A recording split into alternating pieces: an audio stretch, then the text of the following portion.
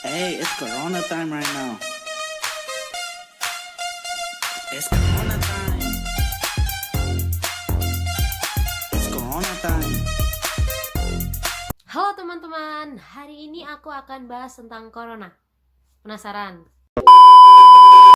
Enggak lah, corona semua orang pasti sudah tahu. Jadi hari ini aku bakal bahas kasus yang aku ambil dalam pelajaran aku, yang aku ambil saat aku berada di stase kritis di rumah sakit.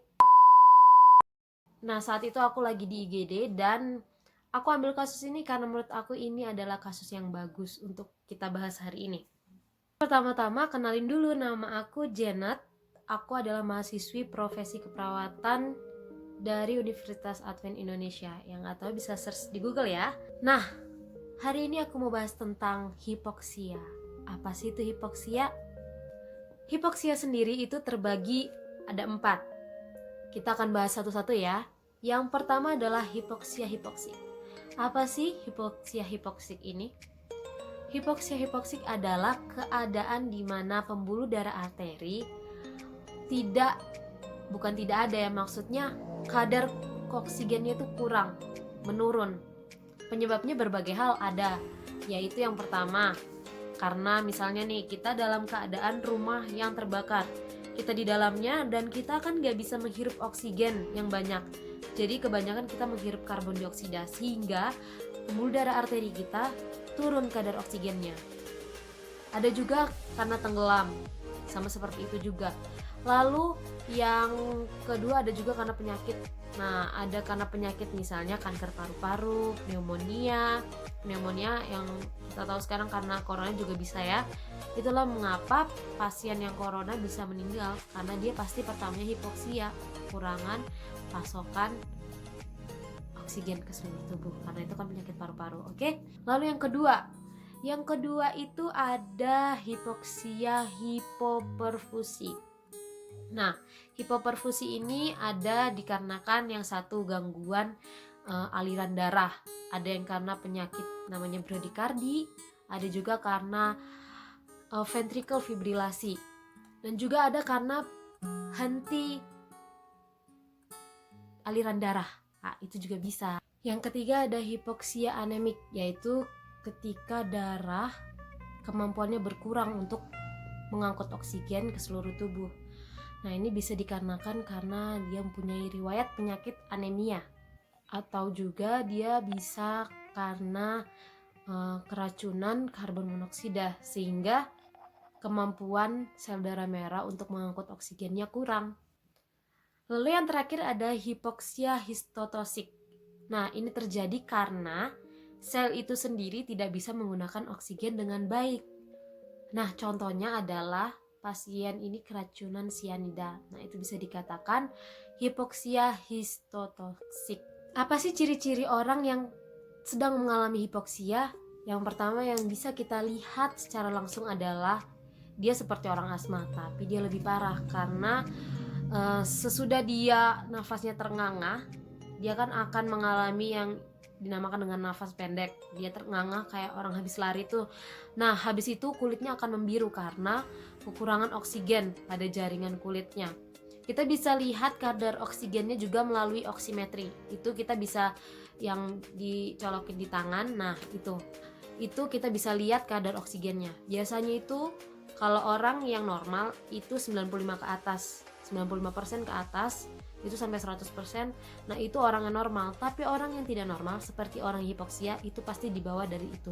Bahkan bisa sampai 60. Nah, di sini juga kita bisa lihat bahwa detak jantungnya cepat, dan juga kita bisa lihat dia berkeringat dingin.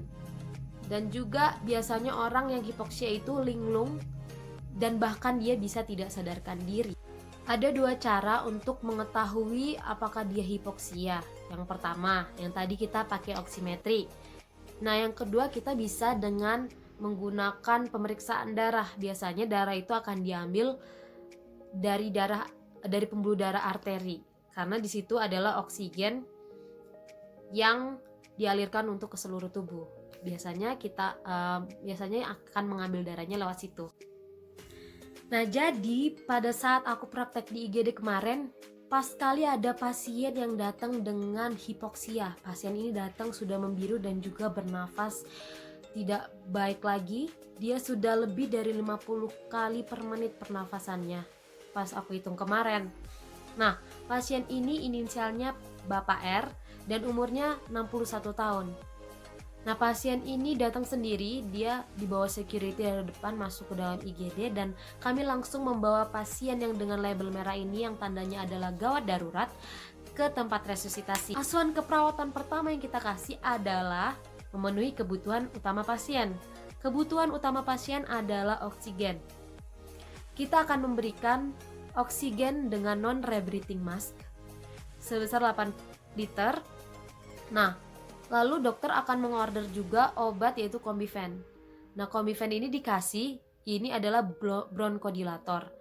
Tugasnya adalah untuk membuka saluran pernafasan dan melemaskan otot pernafasan pasien sehingga pasien dapat mengambil udara dengan leluasa. Obat ini akan dipakai di nebulizer.